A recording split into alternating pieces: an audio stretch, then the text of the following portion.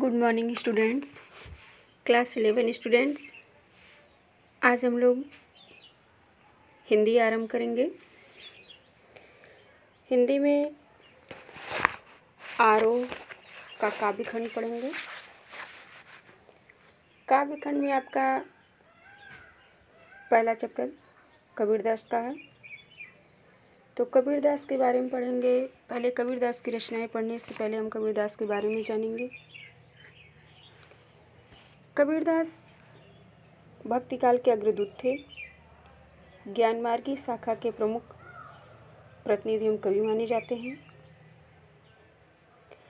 वे हिंदी साहित्य की श्रेष्ठतम विभूति हैं। कहा जाता है कि कबीरदास पढ़े लिखे नहीं थे, उनके शिक्षित होने का कोई प्रमाण नहीं मिलता है,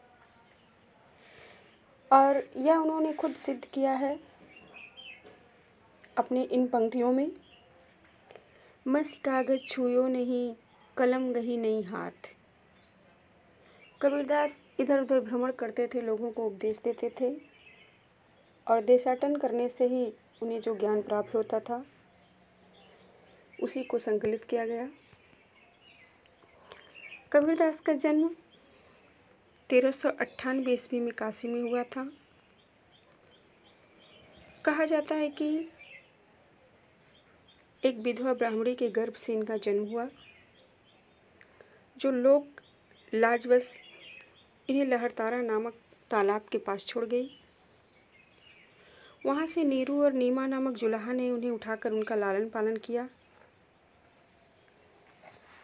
कबीरदास ने जुलाहे का व्यवसाय अपनाया। कबीरदास के गुरु रामानंद जी थे।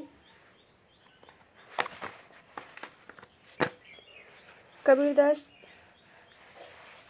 काशी में अपना जीवन व्यतीत कर रहे थे, और अपने जीवन के अंतिम क्षणों में वे मगहर चले गए। 1518 में ही कबीरदास जी का देहांत हो गया। कबीरदास ने जिस पंथ को चलाया वह कबीर पंथ कहलाया। कबीरदास ने स्वयं कुछ लिखा नहीं है, उन्होंने अपनी वाणी में जो व्यक्त किया,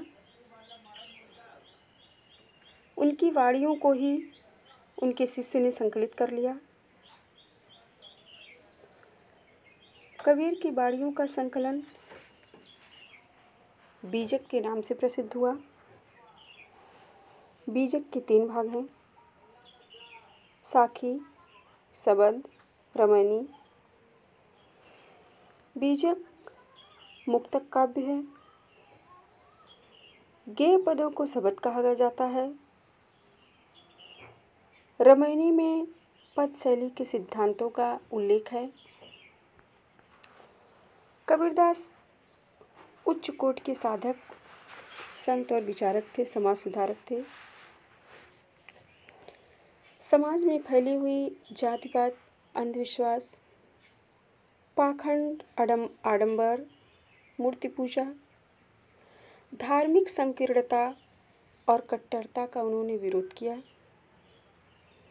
उन्होंने बताया कि ईश्वर एक है और समस्त मानव उसी की संतान है, इसलिए किसी को आपस में किसी प्रकार का भेदभाव नहीं करना चाहिए। उन्होंने जाति पाति का विरोध किया और कहा, जात पात पूछे ना कोई, हरि को भजे सो हरि का होई।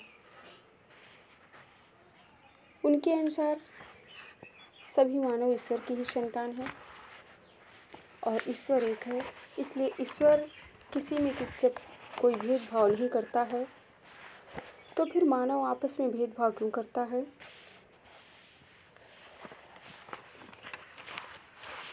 कबीरदास ने सहज सरल भाषा का प्रयोग किया। उनकी भाषा मिश्रित है और इसीलिए उनकी भाषा को सधुक्कड़ी या पंचमील खिचड़ी भी कहा जाता है।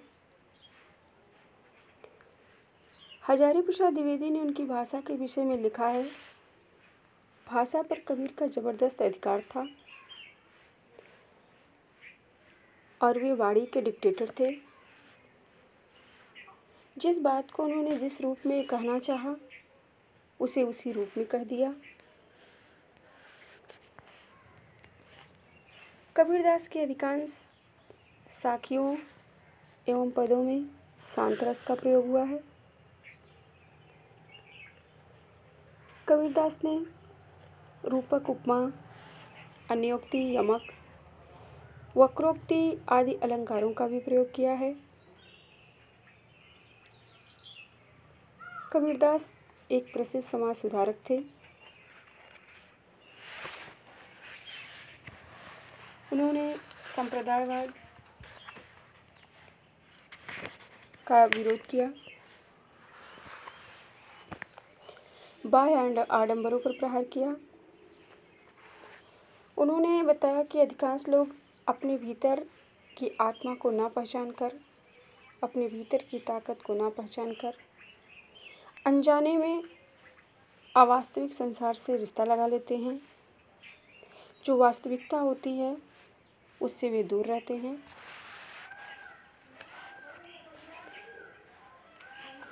इस प्रकार कबीरदास ने ईश्वर को ही एक मानते हुए और समाज की बुराइयों को दूर करने का प्रयास किया।